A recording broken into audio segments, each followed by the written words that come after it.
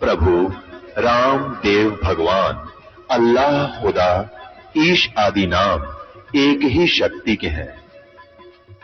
वो कैसा है, कहां है, कैसे मिलता है, किसने देखा है? ये प्रश्नवाचक चिन्ह पूर्ण रूप से हटाने के लिए अवश्य सुनिए जगत गुरु तत्वदर्शी संत रामपाल जी महाराज के अमृत वचन, सर्व पवित्र धर्मों के पवित्र शास्त्रों के आधार पर। अब जैसे एक भक्त बता रहा था कि मैं अपने साथी में, घना मित्र था मेरा, जब ये सत्संग मैंने सुना, ज्ञान दिया, नाम लिया, मैं सत्संग में आने लगा, तो मैंने उसको कहा कि अभी सत्संग में चलेगा मेरे साथ? कि अभी फिर देखूंगा, अब टाइम को नहीं, अब समय नहीं है, फिर देखूंगा। नाट सका नहीं था कि दोस्ती थी। तो इतने में मैं थोड़ा सा आगे चला, चल भाई फिर बताएंगे इसको। थोड़ी सी दूरी पर कोई अन्य को कह रहा था कि उस गांव में रागनी कंपटीशन होगा। वो मेरा मित्र उनके पास जाके खड़ा हो गया। अरे कौन से गांव में, कहां बताइए? रात ने वहां धक्के खाने चलाएगा और 3 दिन में आया वो रागनी कंपटीशन सुनने के लिए। वह तो फट दे स्वीकार कर ली। मैंने बताया उसके लिए समय नहीं था। एक भगत था, वो बता रहा था कि एक उपदेश ले लिया उसने, और उसने फिर अपने मित्र को समझाना। ये प्रत्येक की कर्तव्य बनता है कि मैं अपने मित्र को, अपने जो मेरी बात को सुन सकता है उसको समझाऊं। तो उसके पास जाके कहने लगा कि भाई सत्संग में चलो, ज्ञान समझा काफी। तो वो कहने लगा भाई मेरे पास टाइम नहीं, फिर देखूंगा। चलो फिर कुछ दिन के बाद वो फिर गया। जब सत्संग नेक्स्ट समय आया, सत्संग का निकट सी, तो उसने कहा भी चलोगे सत्संग में? उसने कहा भी मुझे फुर्सत नहीं, फिर देखूंगा। फुर्सत माने समय नहीं, देसी भाषा में फुर्सत कहे। उसने 2-4 बार कहा, क्योंकि फर्ज बनता है प्रत्येक व्यक्ति का जब ज्ञान समझ में आ जा रहा है समझावे। तो बार बार कहता रहा अभी तू घना पीछे मत पड़े, मुझे अभी फुर्सत नहीं है, थोड़ा सा बच्चे सियाने हो जाएं और फिर मैं तेरे साथ चला करूंगा। अब कुछ दिनों के बाद उसकी हार्ट अटैक से मृत्यु होगी। मित्र था, उस शोक में जाना गया। उसका जो अर्थी लेकर अंतिम संस्कार करने के लिए जा रहे थे, लोग बोल रहे थे राम नाम सत्य है, सत्य बोले गत है। और वो कह रहा था आज भाई ने फुर्सत है। और कह रहे थे राम नाम सत्य है, वो कह रहा था आज भाई ने फुर्सत है। तो दूसरे उसके और व्यक्ति कह रहे थे तू ठीक बोल, के सोचेंगे घर के, हक मैं ठीक कर बोल रहा हूं। तो पुण्यात्माओं, तो यहां क्या बता रहे हैं कि संसारी दी गल्ला चिन्ह नहीं बुझे शब्द जो गहरे नू, ये मुर्दों से ती प्रीत लगावे न जाने सतगुरु मेरे। अब मुर्दों से इतनी प्रीत कैसे लगा कि बाबा था, गांव में रहता था, मर गया, उसकी समाधि बना दी, सारा गांव माथा टेकेगा, वो खाक देगा। अब जैसे कोई वैद्य है, कोई डॉक्टर था और अच्छा जानकार वैद्य था, नाड़ी पकड़ के रोग बता देता था, दवाई जानता था, दे दिया, ठीक हो गया। और अब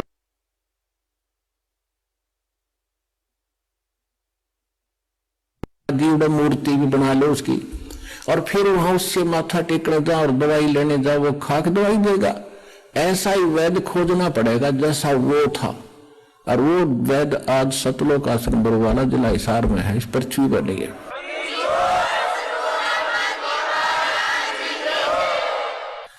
अब क्या बताते हैं, श्वेत छतर सिर मुकुट विराजे, देखो तो ना उस चेहरे नु। श्वेत छतर सिर मुकुट विराजे, देखत ना उस चेहरे नु। ये ऊंची थड़ियां खेती बोवे, भूल गए नज डेरे। पहले वर्षा के ऊपर निर्भर होता था सारा खेती किसानी।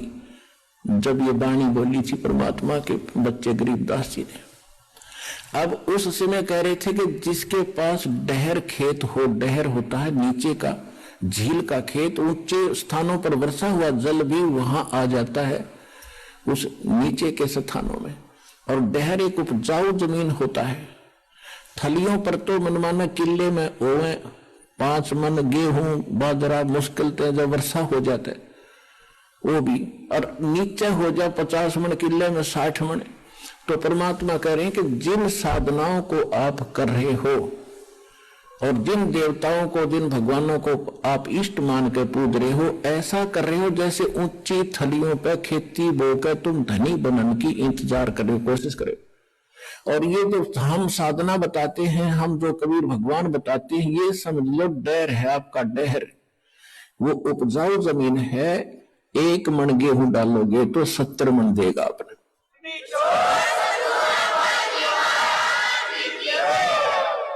श्वेत छतर सिर मुकुट बिराज, देखत न उस चेहरे नु, ये ऊंची थलियां खेती बोवे भूल गए नज डेरे नु।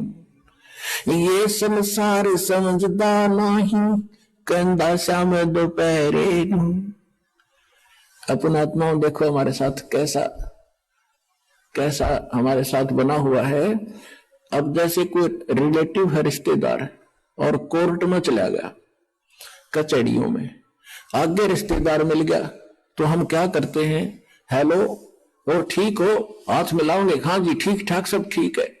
कचहरियों में ठीक ठाक का कोई से का काम नहीं, दोनों दुखी। कचहरियों में आदमी ठीक हो सकता है क्या? सताया हुआ या किसी ने सताया होगा, 100 चिंताएं होती हैं। आज पता नहीं गवाही की तारीख है, आज फलानी तारीख है, पता नहीं क्या होगा।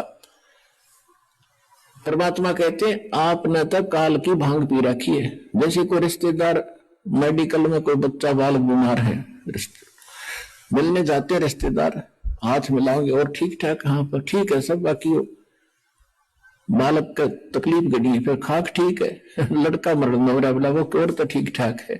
तो यहां परमात्मा कहते हैं तुम इस ठीक ठाक को समझ नहीं सके, वो ठीक क्या है यहां पर। अब क्या बताते हैं, जैसे एक शराब पिए पड़ा था दोपहरी में, गर्मियों का मौसम, और पसीना पसीना रेत में पड़ा, और उसको कोई कह रहा है कि उठ भाई तुझे वहां वृक्ष के नीचे बैठा देता हूं, वो कहता है दौड़ नहीं है। तो ये हालत हमारी इस काल के लोक में, 36 समस्या हमारे सामने, रात में लाओगे ठीक ठाक है, खाक ठीक ठाक है यहाँ पर। तो कहते हैं ये संसार समझदा नहीं, कंधा शाम दोपहर नु। जलती धूप में लोगे मौजरिया कभी ठंडी हवा चल है। ये संसार समझदा नहीं, कंधा शाम दोपहर, दोपहर की आग में नौका सीलक सी है। गरीब दास ये वक्त जात है, रोगे इस पैरे। कि याद कर रोया करोगे इस मनुष्य जीवन में, हाथ तो चलाएगा गलत साधना करके या बगैर साधना के। जैसे कुत्ता रोया कर रात में, उसका एहसास होता है कि मेरे से गलती बन गई। मैं तो दे दी है बाल मैयारे नो, मैं तो दे दी है बाल मैयारे नो, मैं तो दे दी यारे नो, मैं तो दे दी है बाल मैयारे नो। गीता और भागवत पढ़े नहीं बुझे शब्द ठिकाने नु। गीता और भागवत पढ़े नहीं बुझे शब्द ठिकाने नु। मन मथुरा दिल द्वारका नगरी, क्या फिर बरसाने नु। मैं तो दे दी है बाल मैयारे नो। जब फुरमान धनी का आवे, को रखे घर जाने नो। जब फुरमान धनी का आवे, कौन रखे घर जाने नो। जा सतगुरु का शरणा लीजे, मिटे जमतल बाणे नो। मैं तो दे दी है बाल मैयारे नो, मैं तो दे दी है बाल मैयारे नो। उत्तर दक्षिण पूर्व पश्चिम फिर दाने दाने मुंह। उत्तर दक्षिण पूर्व पश्चिम फिर दाने दाने मुंह।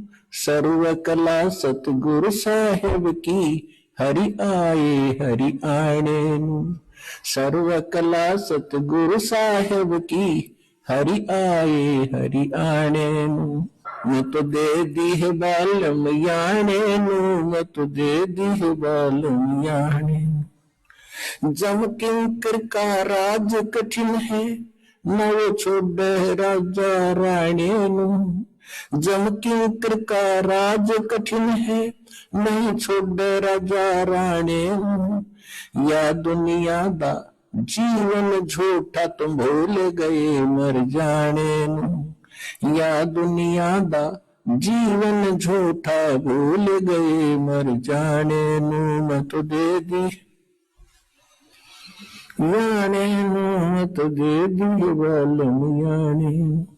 सील संतोष विवेक विचारो दूर करो जुल्माने। सील संतोष विवेक विचारो दूर करो जुल्माने। ज्ञान दराज ध्यान दी तुरिया कोई जाने पान रिसाने। मैं तो दे दी है बालम याने नू, मैं तो दे दी है बालम याने नू, मैं तो दे दी।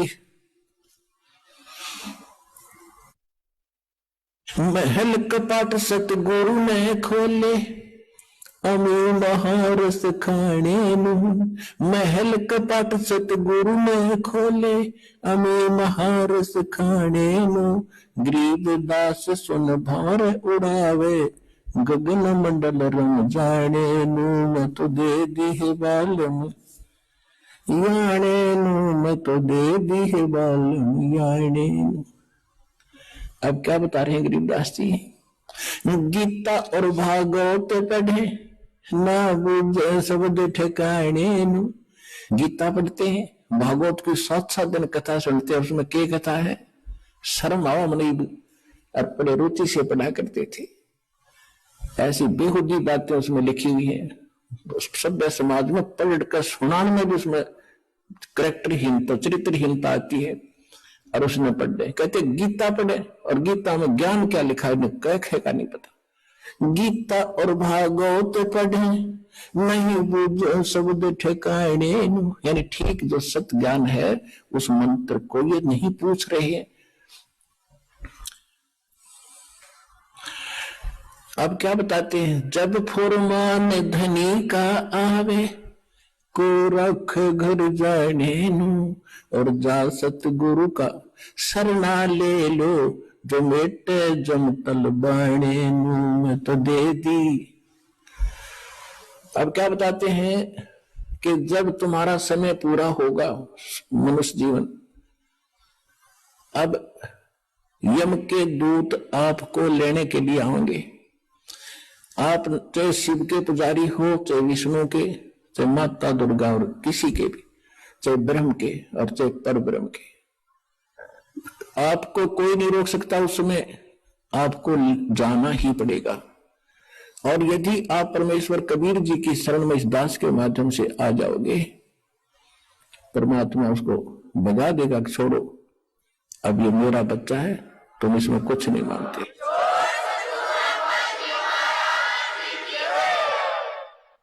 एक आपने बहुत से भक्तों के अनुभव सुने हैं। जब यम के दूत आते हैं, एक भक्त कह रहा था कि मैं स्वप्न सोच रहा था रात में मेरी मृत्यु होगी।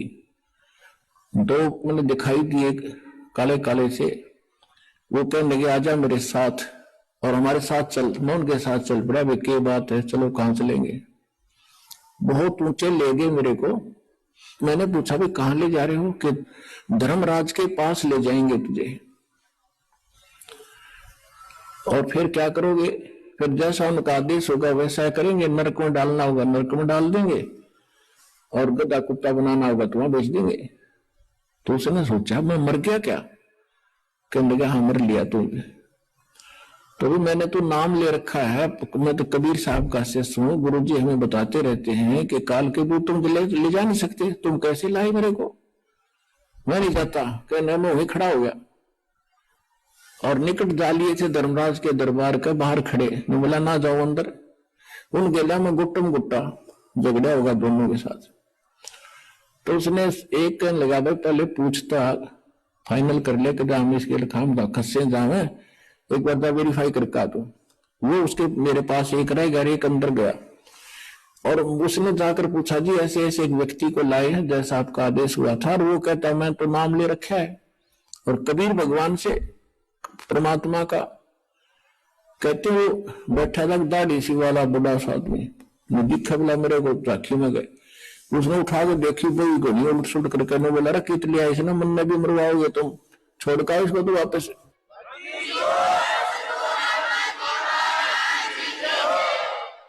तो वहीं से पटक दिया वापस, इतना ऊंचा पटक दिया बेरा मोने जैसे, और मेरी घीघी बंदरी वापस आ एकदम उठा। तो काफी देर तक मेरा शरीर शिथिल था, हिल टुल नहीं रहा था, पसीना शरीर मारा। तब यदि ये घटना ना घटती मैं ठीक ठाक उठ ले जाता तो शायद मैं इसको केवल सौपन मानकर भूल जाता। अब उसके बाद मेरी और ज्यादा लगन बन गई भगवान में। तो यहां गरीबदास जी कहते हैं कि जब फुरमान धनी का आवे को रख घर जाने नो, जा सतगुरु का शरणाली जो मेट जम तलबाने नु। जो जम का तलबाना यानी जो आदेश आता है उसको कैंसिल कर दे, भाग जाओ, ये मेरा भक्त है, मेरी मर्जी से ये यहां से जाएगा। कहते ऐसे सतगुरु की शरणा लो। उस परमात्मा की कृपा से दास रामपाल दास के पास वो मंत्र वो शक्ति है भगवान की दी गई।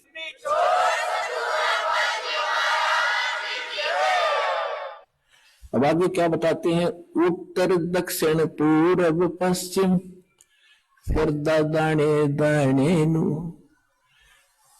और सर्व कला सतगुरु साहेब की हरि आए हरि आने नु। एक भक्त कह रहा था जी अभी मुझे अब दास तो पता नहीं कितने भक्तों से मिलता है, उनकी प्रार्थना होती है। दास तो एक नौकर है, पीएन है उस परम पिता का, कबीर भगवान का। आपकी अर्जी आती है, दास का काम उसकी मेज पर रख देना है।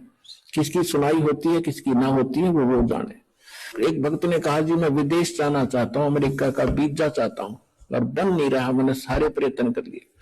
मैंने कहा बेटा विश्वास करेगा तो यहीं तरफ अमेरिका बना देंगे। तो उसका काम बना नहीं, इसलिए या जैसा भी रह गया नहीं गया। अब 2 महीने पहले वो कह रहा था जी जो आपने वचन बोले थे आज मेरा यही अमेरिका बन गया, सारे सुख हो गए, और जो प्लाट था एक वो किसी ने दबा रखा था वो भी मिल गया, काफी कीमती था। तो यहां परमात्मा गरीबदास जी कह रहे हैं पूर्व पश्चिम उत्तर दक्षिण फिर दाने दाने नो, और सर्व कला सतगुरु साहिब की हरियाए हरियाणे नो। सारे सुख देगा तुम्हें, मोक्ष देगा।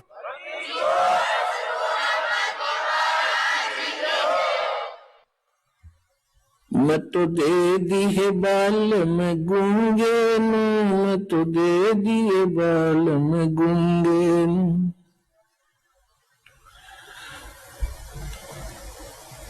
जा बालम दी मैं बल बल जाना, जो दान लगावे ओंगे नु।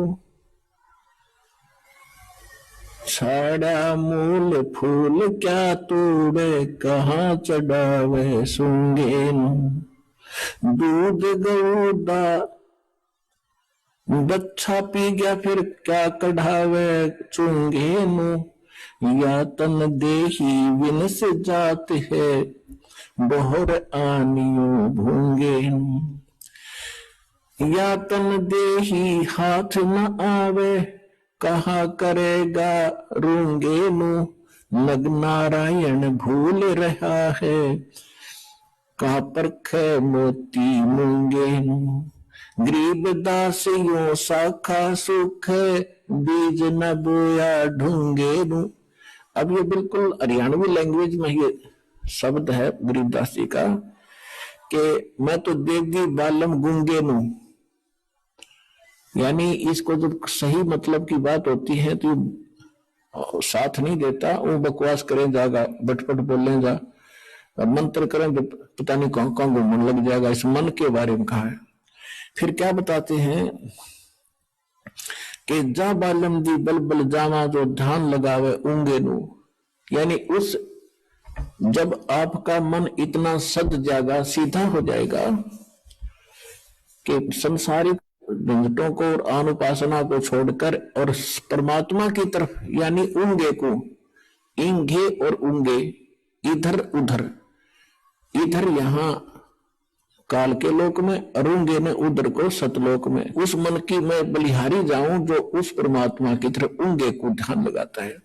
और गरीब दासियों साखा सूखे बीज न बोया ढूंगे, ढूंगे माने गहरा बीज न बोने वाला, यानी ऊपरले मन से जो भक्ति करता है वह कामयाब नहीं होगी जब तक हृदय में कसक बना के और सच्चे दिल पे भक्ति नहीं करोगे।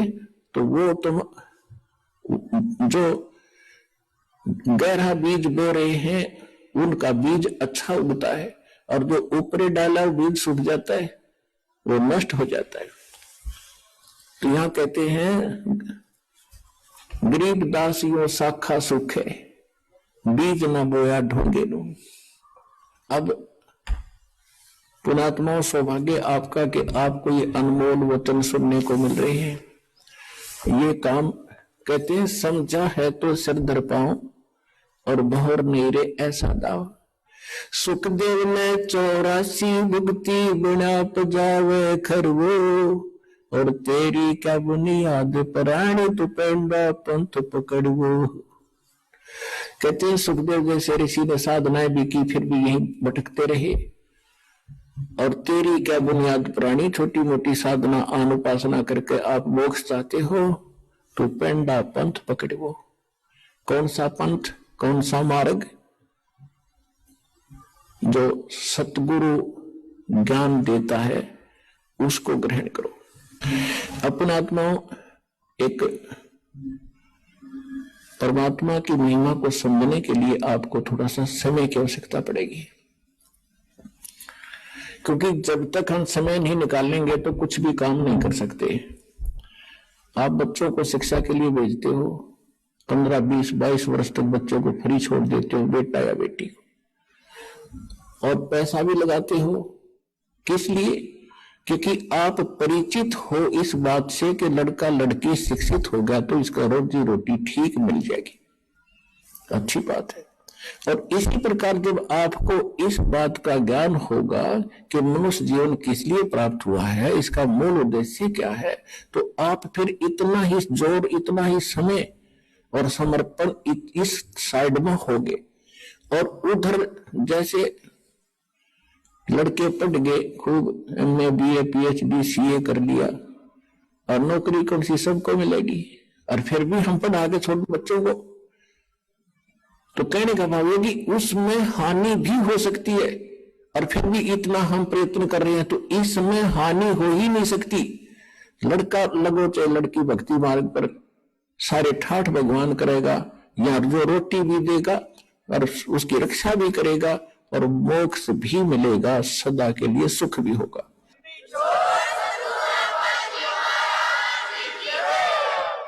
अब जैसे ये दास देख रहा है छोटे छोटे बच्चों को लेकर के माताएं यहां पर पहुंच रही हैं इतनी गर्मी और सर्दी के अंदर, और कितनी कितनी दूर से आते हैं, ट्रेन के अंदर कितनी भीड़ होती है, सारा साथ 2-2 दिन लग जाते हैं, दूर से आने वालों के 24-25 घंटे लग जाते हैं, 20-20 घंटे लग जाते हैं। तो ये क्यों आ रहे हैं? जैसे किसान, खासकर हरियाणा क्षेत्र में हम देखा करते थे, हमारे पिताजी और अन्य गांव के लोग रात्रि के समय, जैसे आज कितनी सर्दी है, जनवरी में कितनी सर्दी होती है, और खेत में किसान का नहर से पानी का नंबर आ जाता है रात के 12 बजे, जनवरी का महीना, और शीत लहर चल रही होती है। अब हम तो कमरे बंद करके खिड़की द्वार सारे रजाई ओढ़ कर सोना पड़ता है कि ठंड ना लग जाए, और किसान एक कंबल खेस ओढ़ के और खेत में पहुंच जाता रात के 12 बजे उसी शीत लहर में। वो बिल्कुल आलस नहीं करता, और जब उसके नंबर आता है नहर से पानी लगाने का, उस कंबल खेस को भी उतार के नीचे रख देता साइड में, और जल के अंदर घुटनों पानी में बढ़कर कस्सी से वो पानी बंद करता है। अब वो किस लिए कर रहा है ऐसा काम, उसको मालूम है कि ये थी आज मैं सिंचाई करने नहीं गया और मेरा नंबर कट जाएगा, फिर ये नंबर मिलेगा नहीं, इतने मेरी फसल सूख जाएगी और मेरे बच्चे भूखे मर जाएंगे, मैं निर्धन हो जाऊंगा।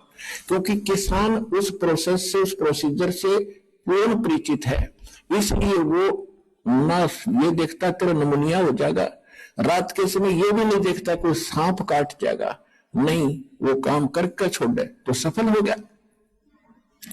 इसी प्रकार यहां वही आ सकते हैं जो उस किसान की तरह इतने प्रभावित हो चुके हैं और संतोष हो चुका है और उनको पूरा ज्ञान हो चुका है कि यो काम तब करना ही पड़ेगा, चाहे मरे चाहे जीवे। पर भगवान के भगत मरा नहीं करते, जिया करते हैं और सदा सुख मिला करते हैं।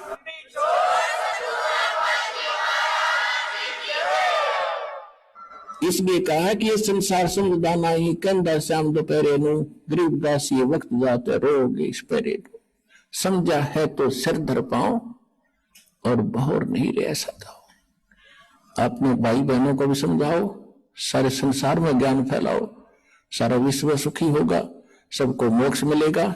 ये वो टाइम आ गया है।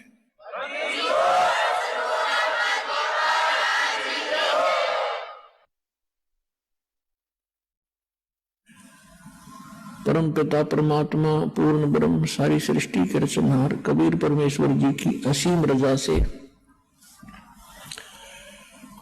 आप सभी पुण्यात्माएं सत्संग सुनने के लिए उपस्थित हुई। जिन पुण्यकर्मी प्राणियों के युगों युगों के बहुत ही पुण्य एकत्रित हो जाते हैं, उनको मानव शरीर प्राप्त होता है। उनसे भी वो अच्छी आत्माएं हैं जो मानव शरीर प्राप्त करके परमात्मा की तड़प जिनके अंदर विद्यमान है, और उनसे भी वो अच्छी आत्माएं हैं, उनके पुण्य और भी अधिक हैं, जिनको मनुष्य शरीर के अंदर सतगुरु प्राप्त हो जाते हैं और परमात्मा की यथार्थ भक्ति विधि प्राप्त हो जाती है। तो आप सभी पुण्यात्माएं उस श्रेणी की हो जैसे गुड, बेटर, बेस्ट, आप वो बेस्ट कर्मों वाली आत्माएं हैं जो सतलोक आश्रम बरवाला से दीक्षित हो चुके हैं। इस दास से आपके कर्मों का आपको ज्ञान नहीं, क्योंकि लाल की कीमत को लाल नहीं जानता, जो ही बताता है ये कितनी कीमत का है। आप वो आत्मा हैं परमात्मा जिनके लिए युगों से भटक रहे थे।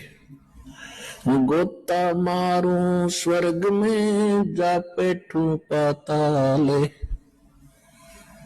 गरीब दास ढूंढता फिरू अपने हीरे मोती लाले। कबीर साहब गरीबदास जी को बता रहे हैं परमात्मा के गरीबदास, मैं भटक रहा हूं अपनी प्यारी आत्माओं को, जो भी कभी मेरे शरण में आई है उनके साथ मेरा एक विशेष कनेक्शन हो जाता है। मेरी जिम्मेवारी बन जाती है कि उनको यहां से निकालो। उनके लिए मैं कभी पाताल में, कभी स्वर्ग में, कभी पृथ्वी लोक पर उनको प्रेरित करने के लिए मैं फिरता रहता हूं, घूमता रहता हूं। आज आप परमात्मा की शरण में आए हो, कबीर भगवान की ही रजा से यहां आए हो। उन्होंने कोई भी कारण आपको यहां लाने का बनाया, कोई कष्ट हुआ, किसी साथी सहयोगी बहन भाई ने आपको यहाँ का ज्ञान बताया, या कोई पवित्र पुस्तक मिली, या कोई सीडी आपको सुनने को मिली, या किसी पुण्य कर्मी पानी के चैनल के ऊपर आपने परमात्मा की कथा सुनी। ये सब लीला परमात्मा कबीर जी ही कर रहे हैं। आप तो यहां इस काल के इस जुगाड़ में सारा जीवन खो देते हो।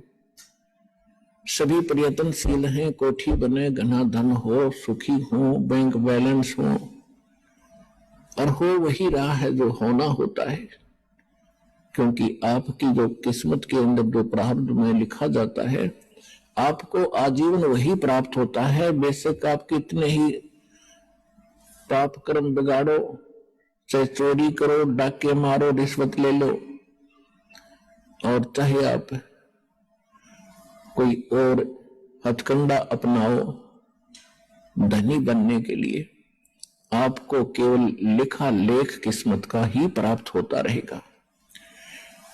और पाप आप जो करोगे अधिक धनी बनने के लिए कहीं से पैसा एकत्रित भी कर लोगे, वो पैसा नहीं रहेगा। कोई सदस्य घर का बीमार हो जाएगा, कोई पशु खराब हो जाएगा, या कोई पैसे लेकर देखो ना, या कोई लूट लेगा का चोरी हो जाएगी। और वो पाप जो के तो रहेंगे, वो चोरी नहीं होते, वो आपने कुत्ते गधे सुअर बनकर फिर भोगने पड़ेंगे।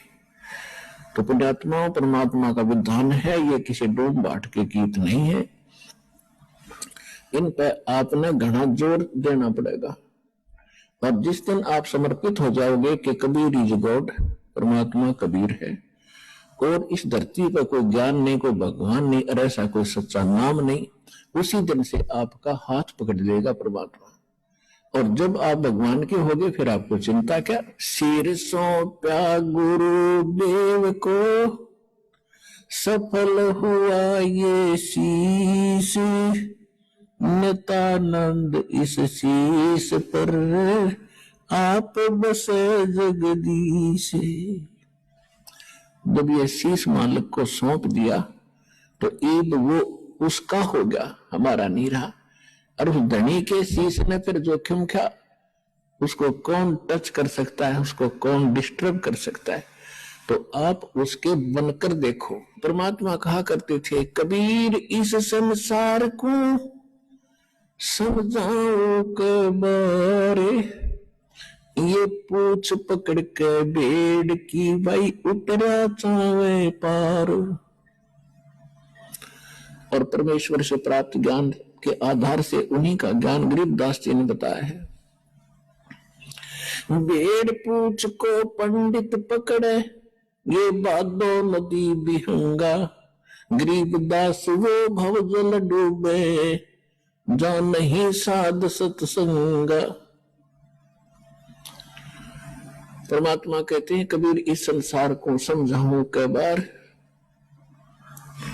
और ये पूछ पकड़ कर भेड़ की अब दरिया से पार होना चाहते हैं। इन नकली गुरुओं ने, अज्ञानियों ने आपको भवसागर से पार होने की जो विधि बताई है, जो देवी देवताओं की पूजाएं, अन्य मंत्र जो सदग्रंथों में प्रमाणित नहीं है, वो शास्त्र विधि त्याग कर मनमाना आचरण है। वो साधनाएं जो आप कर रहे हो वो तो ऐसी हैं जैसे कोई मूर्ख और किसी भोली आत्मा को सलाह दे दे जो दरिया से पार होना चाह रहा हो, उसको ये कह दे कि ये भेड़ पकड़ ले, इसकी पूंछ पकड़कर दरिया में घुस जा, ये तुझे परले पार कर देगी। आपको खूब पता है वो भेड़ की पूंछ पकड़कर पार नहीं हुआ जा सकता। उसके लिए तो एक सुदृढ़ नौका चाहिए, और फिर उसमें खेवट चलाने वाला भी ठीक आदमी, एक्सपर्ट हो, तब पार हुआ जाता है। तो परमात्मा कहते हैं कि ये भोली आत्माएं साधना तो शास्त्र विरुद्ध कर रही है, और सभी बात करते हैं ऊपर पार होने की। इसी प्रकार गरीबदास जी कहते हैं कि भेड़ पूंछ को पंडित पकड़े, ये विद्वान पुरुष गुरु लोग साधना शास्त्र विरुद्ध कर रहे हैं, वो भेड़ की पूंछ पकड़े बैठे हैं। और भादो नदी बिहंगा, भादवे के अंदर बहुत ज्यादा वर्षा होती है और दरियाएं एक विशेष रूप धारण करके और फ्लो होकर चलती हैं, बड़े भयंकर पानी लेकर के। तो कहते हैं उसमें से पार होना है आपने, और उसके लिए आप भेड़ की पूंछ पकड़े बैठे हो। गरीबदास वह भाव जल डूबे, जहां नहीं साध सत्संगा, कि जिनको सतगुरु का सत्संग नहीं मिला वो भव सागर में डूब जाते हैं गलत साधनाएं करके। कबीर साहब कहते हैं, तीर्थ कर कर जग मर्या, उड़े पानी नाए, राम नाम जप्या नहीं फिर काल घसीटे जावे। कहते गंगा काठे घर करो, गंगा किनारे घर करो, और चाहे पीवो निर्मल नीर, मुक्ति नहीं सतनाम बिना, यूं करे साहिब कबीर। काशी करवत लेत हैं, आन कटावे शीश, ये बन बन भटका खात है, ऐसे मिले नहीं जगदीश। पुण्यात्माओं, हम परमात्मा के लिए असंख्य युगों से भटक रहे हैं। जब से हम भगवान से बिछड़े हैं, उस सच्चे स्थान को, सुखदायी स्थान को, उस सुख सागर को छोड़कर हम इस काल की जोड़ी में आ गए, इस गंदे पानी में। उसी दिन से आत्मा को आभास है कि वो सुख पुनः प्राप्त हो, और उस सुख की प्राप्ति के लिए काल ने आपके ऊपर पर्दा डाल दिया। या त्रिगुणमय माया, रजगुण ब्रह्मा, सतगुण विष्णु, तमगुण शिव जी के अंदर से निकल रही एक ऐसी किरणें आपको अचेत कर देती हैं, आप पे इतना प्रेशर डाल देती हैं कि आप रोजी रोटी तक सीमित हो जाते हो। और फिर भक्ति के लिए कभी अंगड़ाई लेती है आत्मा, तो उसके लिए काल ने करोड़ों की संख्या में ये दूत बैठा रखे हैं काल के, जो गलत साधना बताते हैं, शास्त्र विरुद्ध भक्ति बताते हैं। अगर किसी की आत्मा भक्ति की तरफ प्रेरित होती है तो उन काल के रूपों के जाल में फंस कर अपना जीवन नाश कर जाती। फिर इसने सोचा है कि निर्धन सोचता है कि मुझे धन गना हो तो मैं सुखी हो जाऊं। जिसके पास माया होगी वो सपने में भी सुखी नहीं हो सकता। ये याद रख लियो, दास के वचन नहीं, ये परमात्मा के वचन है।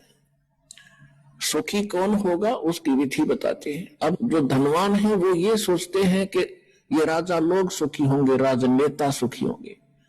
इनको स्वप्न में सुख नहीं, ये सिर्फ एक छोटी सी प्रभुता पाकर इधर उधर से अटपट करके अपना जीवन व्यतीत कर रहे हैं।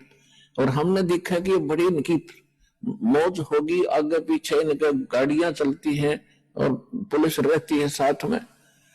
ये सुख का साधन ही नहीं है। फिर ये राजा लोग समझते हैं कि देवता लोग सुखी होंगे स्वर्ग के अंदर। स्वर्ग में तो आग लग रही है। परमात्मा ने कहा कि ब्रह्मांड 2100 आग लगी है और कृत्रिमबाजी सभी ठगी है। देवता लोग समझते हैं कि इंद्र सुखी होगा, हमें सुख नहीं। इंद्र का सुख आपने बहुत बार पढ़ा भी और सुनाया भी है। इंद्र अपना समय पूरा करके स्वर्ग का राजा अगले जीवन में गधे की योनि में जाओगा, डेफिनेट, ये रूल है। तो खाक सुख उस इंद्र को। इंद्र सोचता है कि ब्रह्मा विष्णु महेश सुखी होंगे। इन ब्रह्मा विष्णु महेश की हिस्ट्री आप पढ़ के देख लो। श्री रामचंद्र रूप में विष्णु जी आए थे, सारा जीवन जंगल में धक्के खाए, फिर रावण के लट्ठम लट्ठा, और फिर आकर राजा बन गए। बच्चे कहीं आप कहां, वो जीव सुखी हो सकता है? और अंत कैसे हुआ था श्री रामचंद्र जी का? जब अपने बच्चों से मिलने की चेष्टा की तो पृथ्वी में धस गई वो सीता, तो पृथ्वी में समा गई और पुत्रों ने उससे बात करने से मना कर दिया। और फिर आकर के उन्होंने सरयू नदी में जल समाधि ली, जिंदा डूब गया। तो क्या ये सुख है? विष्णु जी को सुख है? फिर श्री कृष्ण जी की हिस्ट्री देख लो। जेल में जन्म हुआ, मम्मा दुश्मन, कभी केसी, कभी चानौर, कभी जरासंध, कभी काल्यवन, लठ ले आएंगे। और अंत कैसा हुआ? श्री कृष्ण जी के सामने पूरा यादव कुल नाश हो गया, आपस में लड़का मर गया। और जो बुजुर्ग सबके पीछे रह जा, सबकी मृत्यु देख ले, वो जीव सुखी नहीं होता। परमात्मा कहते हैं, भाई तन दर सुखिया कोई ना देखा, जो देखा सो दुखिया हो, उदय अस्त की बात करत हूं, मन सबका किया विवेका हो, सबका किया विवेका हो। भाई घट बाधे सब जग दुखिया, के गृहस्थी बैरागी हो। घट बाधे सब जग दुखिया, क्या गृहस्थी बैरागी हो। सुख देव ने दुख के डर से गर्भ में माया त्यागी हो। गर्भ में माया त्यागी हो। तंदर सुखिया कोई ना देखा, जो देखा सो दुखिया हो। उदय अस्त की बात करत हूँ, मन सबका किया विवेका हो। सबका किया विवेका हो। भाई जंगम दुखिया जोगी दुखिया, तपस्वी को दुख दूना हो। भाई जंगम दुखिया जोगी दुखिया, तपस्वी को दुख दूना हो। आशा तृष्णा सब में व्यापे, कोई महल न सुना हो। कोई महल न सुना हो। तन दर सुखिया कोई न देखा, जो देखा सो दुखिया हो। उदय अस्त की बात करत है, मन सबका किया विवेका हो। सबका किया विवेका हो। भाई साच कहूं तो ये जग ना माने, पर झूठ कही ना जाई हो। साच कहूं तो या जग ना माने, पर झूठ कही ना जाई हो। ये ब्रह्मा विष्णु शिव जी दुखिया, जिन ये राह चलाई हो। जिन ये राह चलाई हो। तंदर सुखिया कोई न देखा, जो देखा सो दुखिया हो। उदय अस्त की बात करत हूँ, मन सबका किया विवेका हो। सबका किया विवेका हो। भाई सुरपति दुखिया, इंद्र को सुरपति कहते हैं। सुरपति दुखिया भूपति दुखिया, ये रंग दुखी विपरीती हो। सुरपति दुखिया भूपति दुखिया, रंग दुखी विपरीती हो। कहे कबीर और सब दुखिया, एक संत सुखी मन जीती हो। संत सुखी मन जीती हो। तन दर सुखिया कोई न देखा, जो देखा सो दुखिया हो। उदय अस्त की बात करत हूँ, मन सबका किया विवेका हो। सबका किया विवेका हो। आइए अब हम उन श्रद्धालुओं के अनुभव जानते हैं जो जगत गुरु तत्वदर्शी संत रामपाल जी महाराज जी से दीक्षा प्राप्त कर चुके हैं तथा उनके द्वारा बताए गए भक्ति मार्ग पर चल रहे हैं। सर नमस्कार। नमस्कार सर। सर क्या नाम है आपका? मेरा नाम सर रुपेश कामत है। रुपेश जी कहाँ से आए आप? सर वैसे तो हम बैकग्राउंड मेरा पटना बिहार से होता है, ग्राम पोस्ट भीमपुर, जिला सुपौल बिहार से, पर मैं काफी टाइम से बठिंडा पंजाब में रहता हूँ सर। सर संत रामपाल जी महाराज जी से कब जुड़े आप? सर संत रामपाल जी महाराज से हम 28 जुलाई 2013 को जुड़े थे। सर संत रामपाल जी महाराज जी से नाम दीक्षा लेने से पहले आप कोई भक्ति साधना करते थे? जी, संत रामपाल जी महाराज से भक्ति लेने से पहले हमने काफी साधना करी है सर। सबसे पहले तो हम कबीर पंथ से जुड़े हुए थे। कबीर पंथ से जुड़े हुए थे और 2.5-3 साल हमने कबीर पंथ से जुड़ा रहा और वहाँ का जो साधना बताया गया था, सोहम मंत्र दिया गया था हमें, उस मंत्र का जाप करा हमने। और इसके बाद जब हम लुधियाना में रहने लगा, काफी टाइम में जब वहाँ बीत गया तो मुझे पता चला कि मैं ब्यास वाले का कोई पंथ है, राधा स्वामी पंथ से सूचक है और उसका एक अंग है जो फिरोजपुर डिस्ट्रिक्ट बस्ती बलोचा में तेजा सिंह जी महाराज हैं जो राधा स्वामी पंथ के परिवर्तक हैं। तो उससे मैंने दीक्षा लिया था सर 2000 में। और 2000 में उससे दीक्षा लेके हम लगभग 2007 तक उसका भक्ति करा और उसको छोड़ा नहीं था। तो लुधियाना से लगभग 30-40 किलोमीटर आगे है, तो वहां पे हमने हमारी पोस्टिंग होती है और वहां पे जाते सार होता क्या है, जो हमारे अंडर काम आता है वो साईं मंदिर होता है, एक ट्रस्ट के जरिए काम बनता है जीपीएस कॉलेज के बैक साइड, वो काम हमारे अंडर होता है और बड़े बड़े लोगों का 6-7 कोठियां का काम होता है, 8 साइड हमारे अंडर होता है और 8 साइड को चलाने लग जाता हूँ। कुछ टाइम पाके होता क्या है कि साईं मंदिर जो बनता है उसका जो ट्रस्ट होता है उसका पूजा देख के मेरा भावनात्मक इतना बढ़ जाता है भाव कि हम राधा स्वामी पंथ को भूल के और साईं में लीन हो जाते हूँ। सर पहले आप राधा स्वामी पंथ में रहे, उसके बाद आपने शिरडी साईं बाबा की भक्ति करना शुरू कर दिया, तो फिर सर आपका संत रामपाल जी महाराज जी की शरण में कैसे आना हुआ? सर इसके पीछे भी बहुत बड़ी बात है। मंडी गोविंदगढ़ में भी जब मैं रहता था तो संत रामपाल जी का कोई शिष्य था जो हमारे पास एक बुक लेके आया था, भक्ति का सौदागर, और उसके साथ में कई बुक सारी था। तो वहां हमारे ऑफिस का दरवाजा खटखटा के आता था, हम उससे बात नहीं करना चाहते थे, वो कहते थे कि सर एक बार आपसे मिलना चाहते हैं।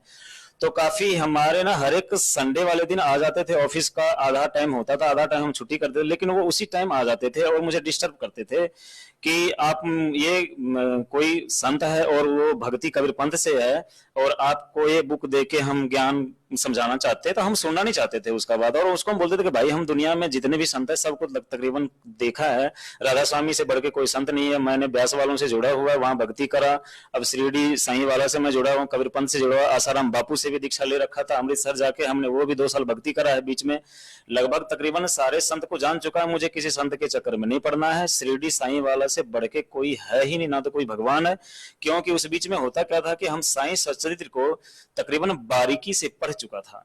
जब संत रामपाल जी के शिष्य बार बार आने लगे, हमारे ऑफिस के इर्द गिर्द रहते थे और उसका एक ही सिद्धांत था कि बुक देके जाए भक्ति का सौदागर, हम लेना नहीं चाहते थे। तो कई बार हुआ क्या कि हमारे साथ जो जूनियर रहते थे वो बोले कि सर ये बार आते हैं आपसे मिलना चाहते हैं, एक बार बुक लेके तो देखिए, फ्री में देख के जाते हैं, या पैसा 10-20 रुपए क्या होता है, कोई मोल नहीं रखता। मैं बोला चलो छुटकारा ही तो पाना है इससे, चलो कोई बात नहीं बुला लो। बुलाया उसको ऑफिस में, चाय पानी पूछा, बोलते नहीं जी। तो मैंने बोला अच्छा आपकी बुक की कॉस्ट क्या है, तो उसने बोला कि नहीं जी कुछ भी नहीं है, आप पढ़ लो, यही एक सेवा होता है हमारा। हम बोले जी भाई आपके ट्रस्ट में है और क्या है, किस पंथ से हो?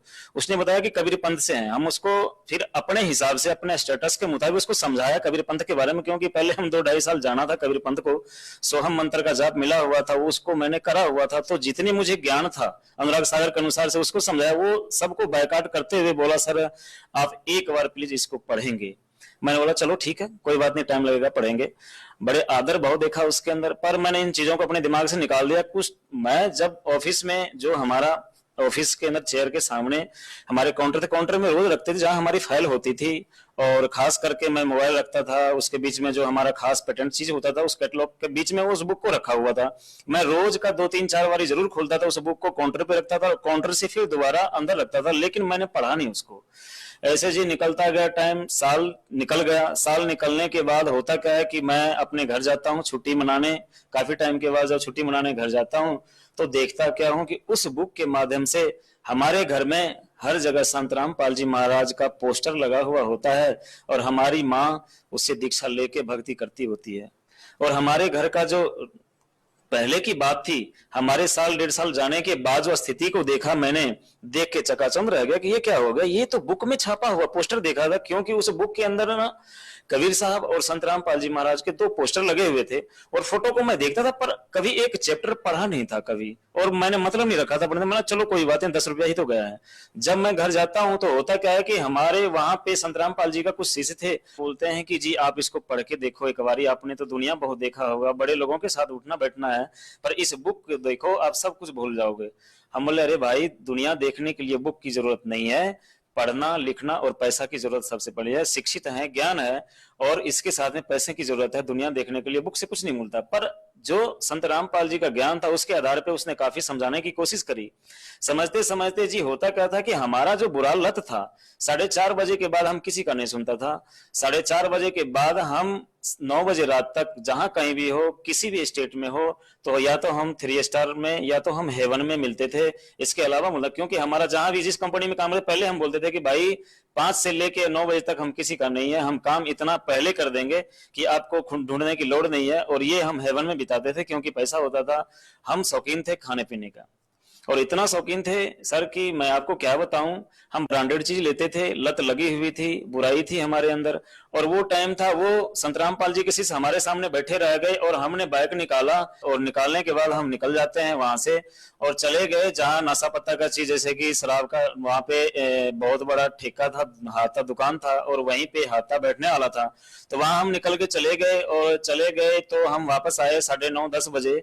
लेकिन संतराम पाल जी के शिष्य जो हमारे घर पे बैठे थे 3-4, वो बैठे ही रह गए हमारे इंतजार में, और वो सीडी चला के बकायदा और सत्संग लगा के रखे हुए थे। जब हम 9:30 बजे आते हैं तो हम नशे में धुत थे, हमें ये पता नहीं लगता था कि बाइक कहाँ रोकूं, कहाँ जाऊं, किधर, पर सामने संत रामपाल जी का प्रवचन चल रहा था। तो आते सार मुझे बड़े आदर से, ड्रिंक किया हुआ था हमने, लेकिन बड़े आदर से मुझे बैठाते हैं कुर्सी पे कि आप बैठो यहाँ पे। तो हम वहां 2 मिनट बैठा, हमारे पल्ले नहीं पड़ा और हम वहां से उठ के चले जाते हैं। और अब हम अपने बेडरूम में चले गए। बेडरूम में चले गए तो नशे के हालत में देखते हुए संत रामपाल जी के शिष्य हमें कुछ नहीं कहे और वो चले गए। सत्संग चलता रहा होगा, ये मुझे पता नहीं। जब हम सवेरे सो के उठते हैं तो मेरे उठने से पहले हम देखे कि वो भाई जो थे 3-4, वो फिर देखे बैठे हुए। हम बोले भाई तुम्हारे को काम नहीं है? वो कह रहे हैं कि नहीं काम तो बहुत है सर, लेकिन आप बहुत दिनों के बाद आए हो, इसलिए आपसे मिलने का इच्छा इतना था कि आपसे बात करें, लेकिन आप है कि हमसे बात नहीं करना चाहते हो, आप तो नशे में रहते हो, आप इतना ऊपर चले गए कि हमें पता ही नहीं था कि अपने आप को भी भूल गए हो और अपनापन की तो बात ही नहीं रही। उनके बातों में थोड़ी सी दम लगी कि भाई ये बात तो सही है कि इतने दिन के बाद हम आए, हमारे से मिलने के लिए बेचारे आ जाते हैं, पर इनके बातों पे गौर ना करके हम ड्रिंक करने चले जाते हैं, दारू शराब में डूबे हुए हैं हमेशा। यही बातें हमारे मन में कसक जगी। और उसी दिन मैंने बोला कि भाई तुम कहाँ पे हो? जो संतराम पाल जी के शिष्य थे तो बोले कि जी हम यहीं पास में ही हैं। हमने बोले यार तुम आज सत्संग लगा के मुझे सुनो कि इस सत्संग में आखिर ऐसा है क्या कि ये सारी बुराई जो लत लगी रहती है इंसान को वो दूर हो जाता है, क्योंकि हम तुम पे भरोसा तो कम करते, आखिर में मेरी माँ कह रही है तो कहीं ना कहीं सच्चाई होगी। तो जी हुआ क्या कि उसने सत्संग ले आके भक्तों ने लगाया और शाम के 4 बजे ही लगा दिया। और सत्संग देखना हम बैठ गए आराम से। सिगरेट का डब्बी हर 1-2 मिनट बाद लगा लेता था, पर सत्संग में ऐसी कसक बनी कि आधा घंटा के बाद मैं सिगरेट को लगाना ही भूल गया। सिगरेट जेब में पड़ी रह गई, माचिस सामने पड़ा रह गया, और सत्संग में इतना दिलचस्प आया। सत्संग ऐसा चल रहा था कि संत रामपाल जी सृष्टि की रचना के बारे में बता रहे थे। सृष्टि की रचना के बारे में हमें भी पता था, कुछ ज्यादा समय पंथ में रहने से अनुराग सागर बुक मैंने लेकर आया था और पढ़ा था। तो अनुराग सागर के विपरीत कुछ लगा था मुझे, क्योंकि अनुराग सागर में मैंने पढ़ा था ब्रह्मा विष्णु महेश का माता पिता के बारे में क्लियर नहीं करा हुआ है अनुराग सागर में। और जब यहाँ सृष्टि की रचना संत रामपाल जी सुना रहे थे, उसमें बता रहे हैं कि संत रामपाल जी महाराज की ब्रह्मा विष्णु महेश के माता पिता भी हैं और दादाजी भी हैं, और वो है कबीर साहब। अनुराग सागर में मैंने कभी सुना, मेरा दिमाग बिल्कुल वहीं पे खड़ गया जी। और खड़ने के बाद बड़े गौर से मैंने सुनने लगा कि आखिर में ये कहां तक पहुंच जाती है, इसको अंत करूं ही करूं, मैं देखूं कि कहां तक ये बताते हैं इसके बारे में कि कबीर इज गॉड बार बार बताया करे, कबीर इज गॉड। हम तो संत मान चुके थे और संत समझते थे, इससे पहले दीक्षा ले रहे थे और संत के उपाधि मिला हुआ है, पर ये इसको बार बार संत रामपाल जी कह रहे हैं कि कबीर इज गॉड, यही अल्लाह है, हर जगह प्रमाण बता रहे हैं। दिलचस्पी बढ़ती गई। सत्संग को मैंने दिल से सुना और सुनने के बाद हमारे अंदर कहीं न कहीं जागी और हमारे मन में आ गया था कि ये संत हैं, जरूर कुछ हट के सत्संग सुना रहे हैं। सर आप राधा स्वामी पंथ से भी जुड़े रहे हैं, आपने आसाराम बापू से भी नाम दीक्षा ली है, इसके साथ साथ आपने साईं बाबा की भक्ति भी की है, इतने सारे बड़े बड़े पंथों में जाके आप आए हैं, इसके बाद अचानक संत रामपाल जी महाराज जी से प्रभावित होना क्या सिद्ध करता है? सर देखिए पता क्या है कि सच्चाई तो आती आती है अचानक से, हर जगह जाके ठोकर खा के, कहते हैं ना कि खीर से मुंह पका हुआ छाछ पीने को डरता है। आज हालात ऐसा ही हो चुका है लोगों के सामने, लेकिन हमारे सामने ऐसा हालात नहीं था। हम जगह जगह जाके हर जगह भक्ति करके देख के दुनिया को देख चुका था। पर संत रामपाल जी का प्रवचन अगर काश में पहले सुना होता तो मुझे लगता है कि मैं पहले ज्ञान को सुना होता और समझा होता। आज जो परिस्थिति में अभी हूं, कुछ साल पहले इस परिस्थिति को देखा होता हमने। हुआ क्या है कि सर हमने ज्ञान को जब देखा समझा, जब संत रामपाल जी प्रोजेक्टर के माध्यम से जब एक एक पेज को खोलता है तो वाकई दिल को छूने लग जाता है। कहीं ना कहीं संत रामपाल जी महाराज जी का जो ज्ञान है वो राधा स्वामी पंथ से, संत आसाराम जी से, क्या साईं भक्ति से अलग है। लेकिन बात करें यदि बदलाव की, तो आपके जीवन में संत रामपाल जी महाराज जी से नाम दीक्षा लेने के बाद क्या क्या बदलाव आए हैं जो पहले कभी नहीं आए? सर ये भी बहुत कठिन सवाल आपने पूछा है। जिंदगी में मैंने तो कहते हैं बदलाव, यहाँ पे तो रोटी कपड़ा मकान ये 3 चीजों को ही सबसे उत्कृष्ट मान रखे हैं इंसान। लेकिन इन रोटी कपड़ा मकान के पीछे भी बहुत बड़ी राज छुपी होती है।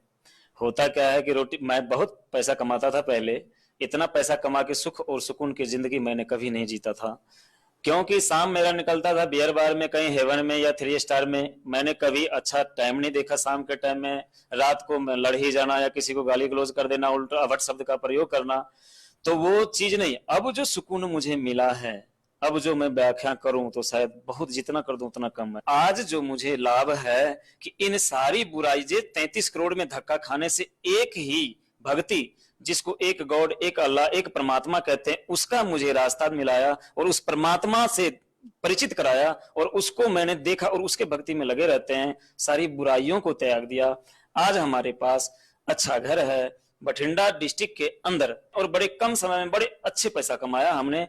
लाभ मैं जितना बताऊं भगत जी उतना कम है, क्योंकि देखो सच्चाई, एक इंजीनियर होने के नाते मैंने 1 नंबर का मैं सोचा मेहनत करके कमाई करके ही करना है। डीडी मित्तल टावर में मैंने आपको बताना चाहूंगा, मैंने बता नहीं पाया था। डीडी मित्तल टावर में लास्ट बार जब मैंने नौकरी छोड़ा 2013 में नौकरी छोड़ा इसी वजह से कि वहां झूठ ठगी था। 10% पैसे काटना हर एक ठेकेदारों से, 10,000 रुपए ऊपर से लेना और सबका परसेंटेज बना हुआ था, सबको देना।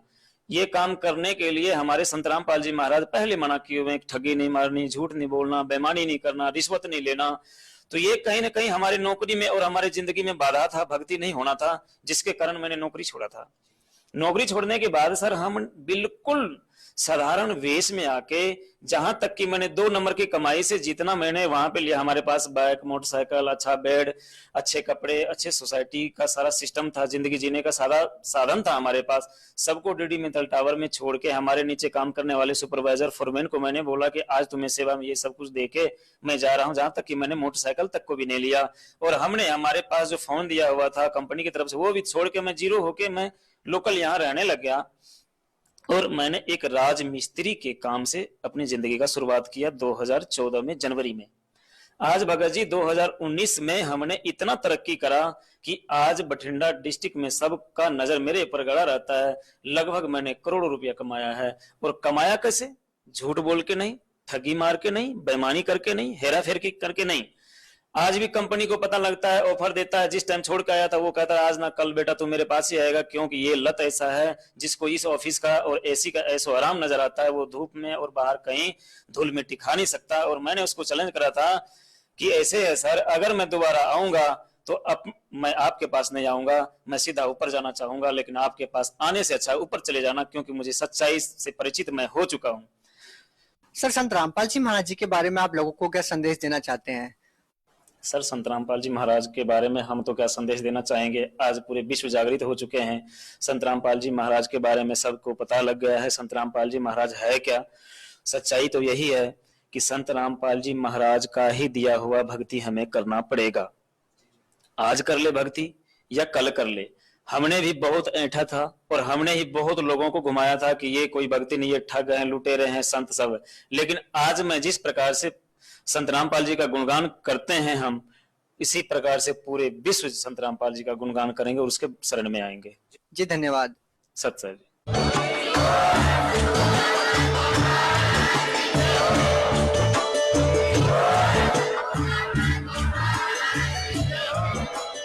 आप सुन रहे थे जगत गुरु तत्वदर्शी संत रामपाल जी महाराज जी के मंगल प्रवचन। अधिक जानकारी के लिए विजिट कीजिए हमारी वेबसाइट www.jagatgururampalji.org। संत रामपाल जी महाराज जी के शुभ आशीर्वाद से पूरे विश्व भर में 500 से भी ज्यादा नाम दीक्षा केंद्र हैं, जिन पर संत रामपाल जी महाराज जी द्वारा ऑनलाइन